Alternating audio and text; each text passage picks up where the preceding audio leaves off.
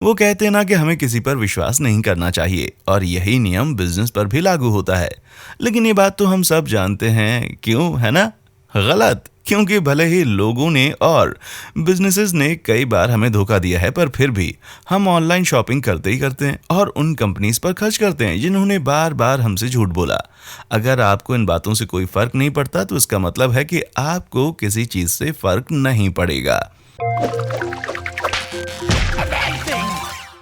वो कहते हैं ना कि एक तस्वीर हजार शब्द के बराबर होती है, और इसी बात ने इस कमरे को बेचने में मदद की थी। ऐसे कमरे को कौन मना करेगा जिसमें आपको फर्श से लेकर छत तक व्यू हो। अब आप मुझसे पूछेंगे कि मैं किस व्यू की बात कर रहा हूँ, पर्दों का व्यू या फिर उस कंडीशनर का व्यू जिसने खिड़की के नीचे की दीवार को ढक रखा है।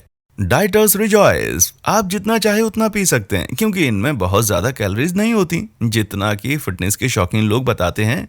लेकिन जैसा कि आप इस तस्वीर में देख सकते हैं, इनमें वास्तव में सभी चीजों का बहुत कुछ कुछ नहीं होता है। ये कमाल इन ग्लासेस का है। अब इस बारे में मेरी बात सुन लीजिए, क्योंकि ये बात बहुत ही शॉकिंग है और ये सिद्ध करता है कि आप कार कंपनीज को भी ट्रस्ट नहीं कर सकते। वॉक्सवैगन एमिशंस स्कैंडल्स या डीजल गेट के नाम से भी जाना जाता है। हालांकि BMW की प्रतिष्ठा के कारण और अतीत में उनके नाजी के साथ संबंध के कारण वे 2015 में इन सब चीजों से बच निकले। BW ने एक टर्बोचार्ज डायरेक्ट इंजेक्शन या TDI डीजल इंजन बनाया था, जिसके लिए दावा किया गया था कि वो एनवायरमेंटली फ्रेंडली है क्योंकि ये नाइट्रिक ऑक्साइड और नाइट्रोजन ऑक्साइड जैसे गैसेस बहुत ही कम मात्रा में प्रोड्यूस करता था।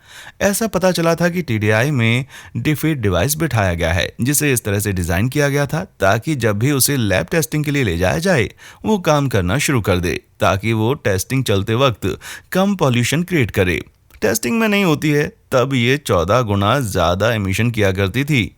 जैसा कि यूके सरकार द्वारा 2016 के अप्रैल में पब्लिश की गई रियल वर्ल्ड टेस्ट पर एक रिपोर्ट द्वारा पहचाना गया था। इसका मतलब ये था कि टेस्ट के दौरान सभी व्हीकल ने नाइट्रोजन ऑक्साइड एमिशन की कानूनी सीमा को पार कर दिया था। उन्हें पकड़ने वाली यूएस एनवायरमेंटल प्रोटेक्शन एजेंसी थी। हालांकि कई छूटने के बाद वो पकड़े गए थे। न केवल VW को मुकदमों में 18.31 बिलियन US डॉलर झोंकने पड़े, और इसने दुनिया को यह भी दिखा दिया था कि डीजल भले ही साफ होने का दावा करे, लेकिन ये बात झूठ है। न केवल उन्होंने अपने ग्राहकों से झूठ बोला, जिनमें से कई ने कारों को केवल इसलिए खरीदा था क्योंकि वे एनवायरमेंटली फ्रेंडली होने का दावा करती थी, और इस कारण से कम कुछ मिलियन टन जितना एक्स्ट्रा पोल्यूशन तो हुआ ही हुआ, जो एक MIT स्टडी के हिसाब से हजारों लोगों के जीवन को कम कर देगा। रिकोलिनो एक मैक्सिकन कैंडी कंपनी है जिसने 2016 में इमोजी आइकन आइसक्रीम बनाने की कोशिश की थी, लेकिन वे ऐसा करने में सफल नहीं हुए। शायद इसलिए क्योंकि उनका सेंस ऑफ ह्यूमर अच्छा नहीं था, क्योंकि इसमें बच्चों को निराश करना शामिल था। और अगर आपको लगता है कि ये बुरा था तो इसके बारे में आपका क्या ख्याल है? भाई मुझे तो ये चॉकलेट विंटर गर्ल्स से ज्यादा किसी खीरे के जैसी लग रही है। अब हम उन खिलौनों की बात करते हैं जो कि वाकई में बेकार हैं। मार्वल ये स्पाइडर मैन फिगर्स बेचती है जिन्हें आप पानी में डालकर बड़ा होने के लिए छोड़ सकते हैं। या तो इनके प्रोडक्शन और क्वालिटी कंट्रोल में कुछ गड़बड़ी हुई थी, या फिर इसे किसी रेडियो एक्टिव स्पाइडर ने काटा था। मुझे लगता है उन्हें इसे स्टेरॉइड्स में भिगोना चाहिए था। ये क्लासिक प्रोडक्ट स्कैम है। रेडियो एंडोक्राइन नेटर को सबसे पहले 1924 में अमेरिकन एंडोक्राइन लेबोरेटरीज द्वारा बेचा गया था, क्योंकि उन्हें उस वक्त रेडियम और थ्योरम के बारे में ज्यादा कुछ मालूम नहीं था। अगर आपको ये भी नहीं पता तो मैं आपको बता दूं कि ये रेडियो एक्टिव हैं। ये एक सोने का बॉक्स था जिसकी कीमत $150 थी, मतलब उसकी आज की कीमत $2137.49 थी। अपनी नपुंसकता से निपटने के लिए सज्जनों को इसे अपने प्राइवेट पार्ट्स पर रखने के लिए कहा जाता था। ये अपनी जगह से ना हिले इसके लिए इस पर एक स्टेप भी लगाया गया था। बेकार आइडिया। फाइनली कंपनी ने इसे 1929 में बनाना बंद कर दिया। इसलिए नहीं क्योंकि उन्हें एहसास हो गया था कि ये क्या कर सकता है, लेकिन इसलिए क्योंकि वे इसका उत्पादन बड़े पैमाने पर नहीं कर पा रहे थे। हमारे पास इसके इफेक्ट्स के कोई सबूत तो नहीं है, लेकिन इसके आविष्कारक विलियम जे बेली की 1949 में ब्लैडर कैंसर के कारण मृत्यु हो गई। 1969 में उन्होंने उनके शरीर को निकालकर ऑटोप्सी की, जिसकी रिपोर्ट में यह सामने आया कि उनकी मौत रेडिएशन की वजह से हुई थी। ये डिवाइस नपुंसकता का इलाज करने के बजाय अपने कस्टमर की ही जान ले लेता था। अगर आप रशियन पढ़ नहीं सकते तो मैं आपको बता दूं कि इन हरे अक्षरों में ब्रोकली लिखा है। अगर मैं निष्पक्ष होकर बोलूं तो इंग्लिश और रशियन दोनों में ही ब्रोकली कहा जाता है, इसीलिए टेक्निकली ये लोग झूठ नहीं बोल रहे। Fresh to go 7-Eleven stores को कभी ना कभी ग्लोबल इकोनॉमिक क्राइसिस का सामना करना पड़ा होगा, तो वे इससे उभर पाए होंगे क्या? ऐसा करने के लिए उन्होंने आधी सैंडविच रखने जैसे कदम तो जरूर अपनाए होंगे।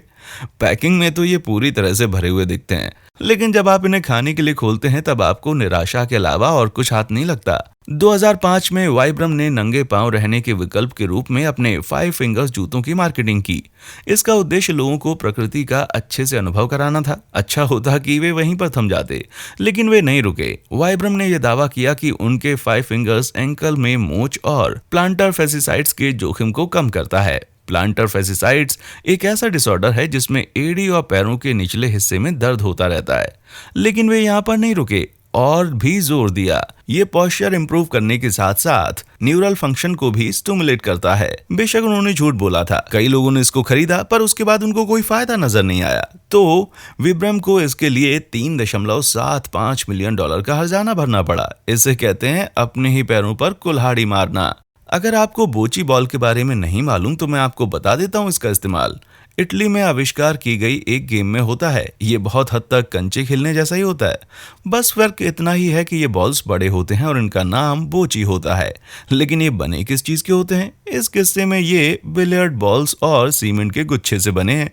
मुझे लगता है उन्होंने इसे रिसाइकिल किया है, लेकिन एक बात तो पक्की है कि वजन में डिफरेंस के कारण ये ठीक से रोल नहीं होते होंगे।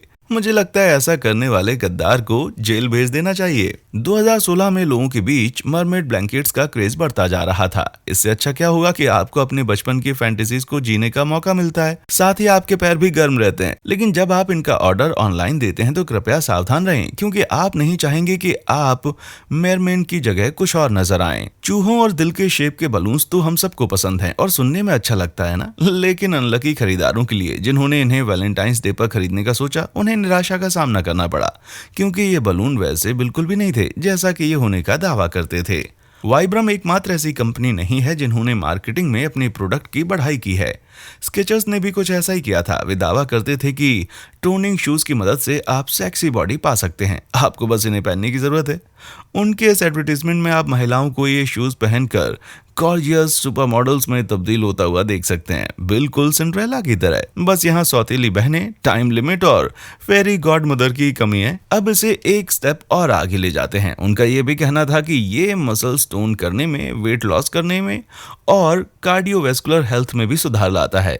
उनके shape up while you walk और get in shape without setting foot in a gym जैसे एडवर्टीजमेंट देखकर कौन इन्हें आजमाना नहीं चाहेगा। फेडरल ट्रेड कमीशन ने इस पर आपत्ति जताई। 2012 में उन्होंने स्केचर्स पर विज्ञापन के दावों को बढ़ा चढ़ाकर पेश करने का आरोप लगाया, जिसके लिए कंपनी को सेटलमेंट के लिए $40 मिलियन का हर्जाना भरना पड़ा। लेकिन ये अफसोस की बात यह है कि आपको जिम तो जाना ही पड़ेगा। आपने कभी सोचा है कि मिस्टीरियस मीट में कौन से इंग्रेडिएंट्स होते हैं? हिंट, इसमें 4 पैर, विनीज और वेस्टर्न फ्लिक में इस्तेमाल किया जाने वाला एक बहुत ही महत्वपूर्ण प्रॉप होता है। तो दोस्तों तैयार हो जाइए चौंकने के लिए। Fins and frozen food brand है जिसके ओनर नोबेट फूड्स हैं। उन्होंने सोचा कि क्यों ना लोगों को आजमा कर देखा जाए। ऐसा इसलिए क्योंकि उन्होंने घोड़े का मीट बेचना शुरू कर दिया था। हालांकि उन्होंने इस बात को कभी भी कबूल नहीं किया। उनका कहना था कि वे इसके बजाय बीफ और चिकन पीसेस को बेच रहे थे। लेकिन 2013 में इस बात का खुलासा हुआ कि वे घोड़े का मीट बेच रहे थे। लेकिन ये सब यहीं पर नहीं रुका। मुस्लिम्स और ज्यूज के लिए वे बीफ बर्गर्स भी बेचते थे। लेकिन डीएनए सैंपलिंग से पता चला कि ब्रिटिश सुपरमार्केट्स के 27 में से 23 सैंपल्स में पोक था। इस मामले को रफा दफा करने के लिए फिंडर्स को $100 मिलियन का हर्जाना भरना पड़ा, जिससे वे आज तक रिकवर नहीं हो पाए। जिसके लिए 2016 में उन्होंने अपनी कंपनी के नाम को बदलने के बारे में भी सोचा। अगर आप केलॉग्स पर विश्वास नहीं कर सकते तो और किस पर करेंगे? साल 2009 में लोगों को स्वाइन फ्लू की दहशत थी, लेकिन सौभाग्य से केलॉग्स अपने राइस क्रिस्पीज और कोकोआ क्रिस्पीज कैरल से लोगों को बचाने आया था। सभी बॉक्सेस पर यह टैगलाइन लिखी हुई थी, अब यह आपके बच्चों की इम्यूनिटी बढ़ाने में मदद करता है। मुझे लगता है वे इस दहशत का फायदा उठाना चाहते थे। लेकिन रुक जाइए, यहाँ पर और भी कुछ बात है। फेडरल ट्रेड कमीशन ने केलॉग्स के खिलाफ सबसे पहले 2008 में केस फाइल किया, क्योंकि उन्होंने अपने प्रोडक्ट के बारे में बढ़ा चढ़ाकर बोला था, जिसके लिए केलॉग्स ने माफी मांगी और $4 मिलियन की भरपाई की। जिसके बाद उन्होंने एक नई एड बनाई जिसमें उन्होंने कहा कि फ्रोस्टेड मिनी व्हीट्स की मदद से बच्चों का कंसंट्रेशन पावर बढ़ता है और उनकी याददाश्त 20% तक बढ़ जाती है।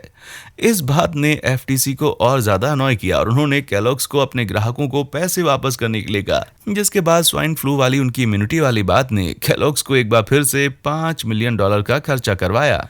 सैमुअल हंटिंगटन ने सबसे पहले वाक्यांश गढ़ा, संस्कृतियों का संघर्ष।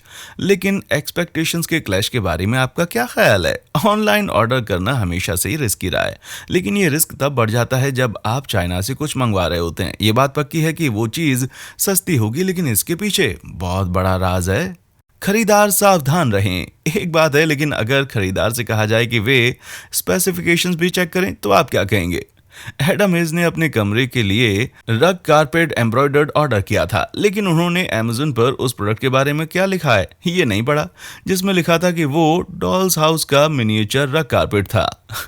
ब्रेसलेट की ये वेबसाइट कहती है कि ब्रेसलेट किसी चमत्कार से कम नहीं है। इनमें ट्रेडिशनल चाइनीज मेडिसिन और मॉडर्न टेक्नोलॉजी का इस्तेमाल किया गया है और इन्हें पहनने से आपकी सेहत में सुधार होगा, आपकी ताकत बढ़ेगी और आपकी सेहत भी हमेशा अच्छी बनी रहेगी। और ऐसा वे तकरीबन 1970 से करते आ रहे हैं। आप इनके बारे में पेशेवर एथलीट्स और खेल क्लब से पूछ सकते हैं जो उनकी कसम खाते हैं। यूएस सर्किट जज फ्रैंक ईस्टरब्रुक जनवरी 2008 में इस बात से असहमत थे और उन्होंने उन पर $16 मिलियन का मुकदमा चलाया। इसमें $87 मिलियन का रिफंड शामिल नहीं है जो उन्हें भोले भाले ग्राहकों को चुकाना पड़ा। कंपनी के मालिक क्यूते पार्क ने दावा किया कि ये ब्रेसलेट्स आयोनाइज्ड हैं, इसीलिए सीबीसी मार्केटप्लेस ने इन्हें लैब टेस्टिंग के लिए भेज दिया और आश्चर्य की बात यह है कि ऐसा कुछ भी नहीं था। चैप्टर 11 के तहत बैंक्रप्सी फाइल करने के बाद भी उनकी वेबसाइट अभी तक चल रही है। हाँ, लेकिन एक बात कहनी पड़ेगी, वो ये है कि अब वे ज्यादा सावधान हैं। ये उत्पाद किसी भी बीमारी का निदान, उपचार, इलाज या रोकथाम करने में मदद नहीं करता है। आप अपने प्रोडक्ट को कम पैक करना चाहते हैं लेकिन पैकिंग में किसी तरह का बदलाव नहीं करना चाहते, तो कोई बात नहीं, आप डोनट पैंतरेबाजी का इस्तेमाल कर सकते हैं। बस अपनी पैकिंग की कुछ इस तरह से पैडिंग करें ताकि ट्रांसपेरेंट हिस्सा भरा हुआ लगे, लेकिन बीच में दिखने वाला ये खाली हिस्सा इस बात का सबूत है कि आप अपने ग्राहक को धोखा देकर अच्छा खासा प्रॉफिट कमा रहे हैं। वेट्रोज एक ब्रिटिश कंपनी है जिसकी अप मार्केट में रेपुटेशन है। वे अपनी सैंडविचेस के लिए मशहूर हैं और अपने इतने बड़े नाम का मतलब है कि आप उन पर आराम से विश्वास कर सकते हैं। क्यों, सही कहा ना मैंने?